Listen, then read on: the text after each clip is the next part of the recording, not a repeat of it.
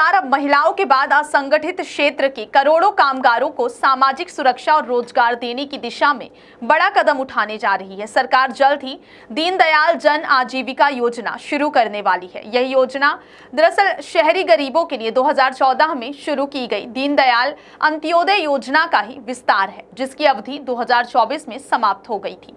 अब सरकार ने इसका दायरा बढ़ाते हुए इसमें शहरी गरीबों के साथ साथ परिवहन, कंस्ट्रक्शन, घरेलू वेस्ट मैनेजमेंट, केयर और गिग वर्कर्स और असंगठित क्षेत्र के 6 कमजोर वर्गों को भी शामिल किया है।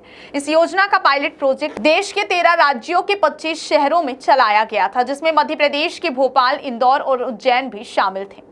31 मार्च तक चले इस सफल पायलट प्रोजेक्ट के बाद अब इसे पूरे प्रदेश में लागू करने की तैयारी है। खास बात यह है कि मध्य प्रदेश सरकार ने इस योजना से अपनी महत्वाकांक्षी लाडली बहना योजना के हितग्राहियों को भी जोड़ दिया है।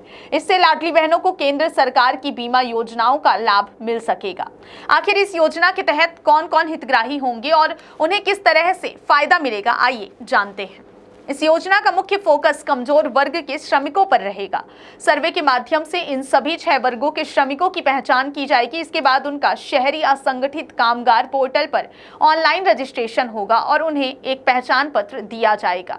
इस योजना के 5 मुख्य घटक हैं, जिनमें केंद्र और राज्य की योजनाओं से जोड़ना। बता दें कि पंजीकृत आवेदकों की सोशल इकोनॉमिक प्रोफाइलिंग की जाएगी और उन्हें पात्रता के अनुसार प्रधानमंत्री सुरक्षा बीमा योजना, जीवन ज्योति बीमा योजना, जन धन योजना, श्रम योगी मानधन योजना, वन नेशन वन कार्ड, जननी सुरक्षा योजना, मातृ वंदना योजना और आयुष्मान भारत योजना जैसी केंद्र और राज्य की योजनाओं का लाभ दिया जाएगा। स्व सहायता समूहों का गठन। बता दें कि शहरी गरीबों और कमजोर वर्ग के 70% परिवारों को स्व सहायता समूहों से जोड़ा जाएगा।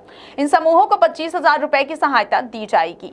हितग्राहियों को अपना कारोबार शुरू करने के लिए पर्सनल लोन के रूप में 4 लाख और समूह लोन के रूप में 20 लाख रुपए तक की वित्तीय सहायता दी जाएगी। स्व सहायता समूहों को बैंक लिंकेज की सुविधा भी मिलेगी।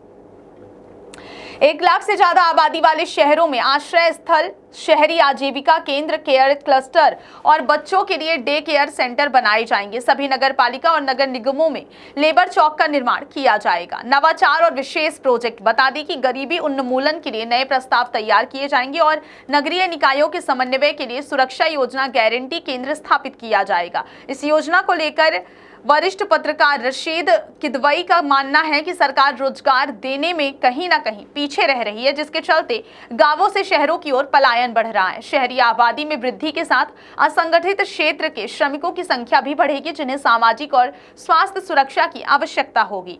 किदवई के अनुसार इस क्षेत्र में श्रमिकों का शोषण होता है और इस योजना से उन्हें दुर्घटना या बीमारी की स्थिति में मदद मिल सकती है। राजनीतिक दृष्टिकोण से देखें तो सरकार इस वर्ग को लाभ पहुंचाकर अपना वोट बैंक मजबूत करना चाहेगी। कुल मिलाकर केंद्र सरकार की यह नई योजना असंगठित क्षेत्र के करोड़ों कामगारों के लिए एक महत्वपूर्ण कदम साबित हो सकती है।